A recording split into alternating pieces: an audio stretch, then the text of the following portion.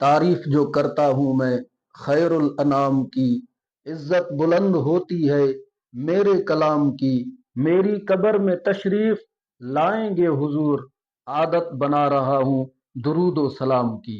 हम और आप में से किसी की अगर ये ख्वाहिश है कि मेरी कब्र के अंधेरे उजालों में तब्दील हो जाएं, मुनकिर नकीर के सवालों में मेरे लिए आसानी पैदा हो जाए, और कब्र के अंदर मैं हुजूर अकरम सल्लल्लाहु ताला अलैहि वसल्लम के कदमों में गिर जाऊं और हुजूर के वसीले से अपनी आखिरत की तमाम मंजिलें आसान कराऊं, तो उसको चाहिए कि दुरूद पाक पढ़ने की कसरत करे।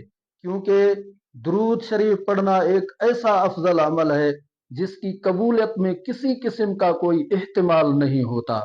दूसरी इबादतों में कबूल होने और ना होने का इहतिमाल रहता है, मगर दुरूद शरीफ एक ऐसा मुजर्रब वजीफा है जो अल्लाह करीम के हुजूर में कबूल हो जाता है।